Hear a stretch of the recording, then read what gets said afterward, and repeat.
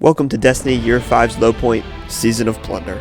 I remember when the season got announced alongside the first Lightfall announcement, and everything was so hype. Like, pirates in Destiny, we could live our treasure planet fantasies. But just the sheer amount of grinding necessary in this season, and the burnout that comes with the third season of a year, Plunder fell very short of expectations. You remember the main villain of the Beyond Light expansion, Aramis? How it ended with her being frozen in stasis?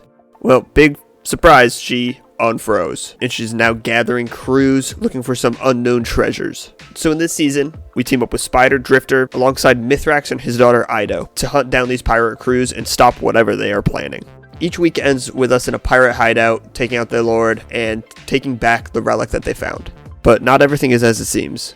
Mithrax acts very shady in the early weeks of this season, and he definitely doesn't want to let his daughter Ido work on finding these relics at all. He even threatened Spider to cut contact with Ido completely. So as the weeks progress, the story becomes less about figuring out what these relics are, and we're more interested in what truth is Mithrax hiding. In the meantime, we even discover that there is a third party that is after these pirate crews. But before we figure that out, Ido negotiates a parlay with Aramis, and Mithrax tries to stop it, but it's too late. And Aramis reveals the truth Mithrax is hiding.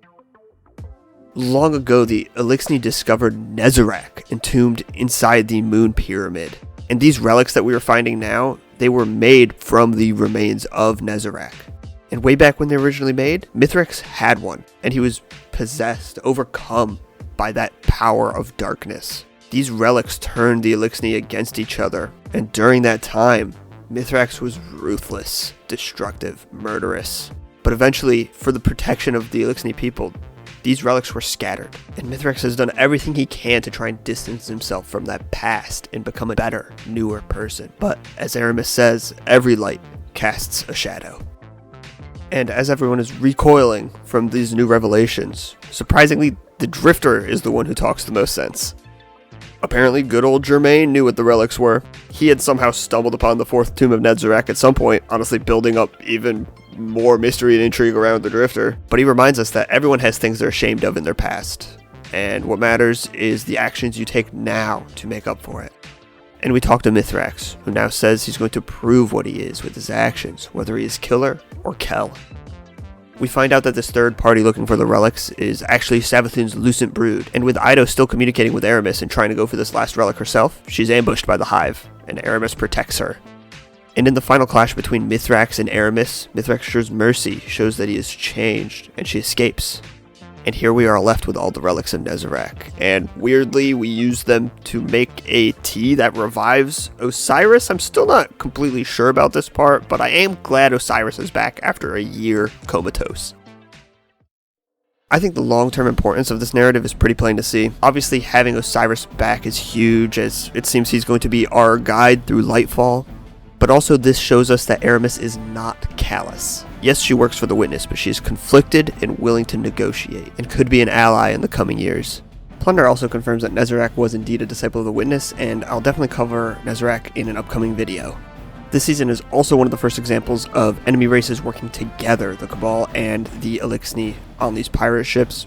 Something built on in Seraph, and I think will be key in keeping enemy encounters feeling fresh in the future. The narrative was cool, so what's the problem with the season?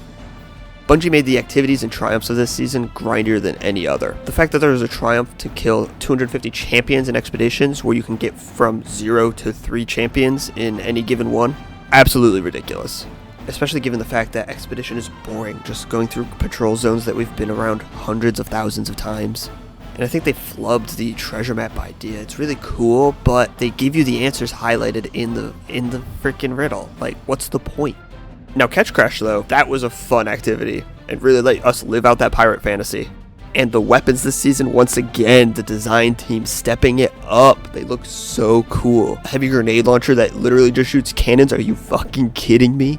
However, once again, these weapons functionally are also average at best, really only being made important through the new perk Volt Shot that is introduced on these, with Brigand's Law being everyone's must-get gun from the season, but it just gets outclassed next season with the Ikelos SMG with Volt Shot.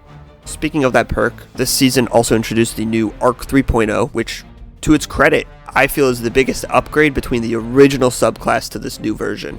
We also got the return of the King's Fall raid, which is a Destiny classic, some people's high point of Destiny as a franchise. And with it came some much needed changes to the raid that really modernized it and honestly made it a lot more fun to run. At the end of the day, I think that this season was supposed to be kind of the fun, goofy season for Destiny, but the amount of grind that it required, that is going to forever make the community feel this is a low tier season. And that's your recap. Like, comment, and sub. See you next time.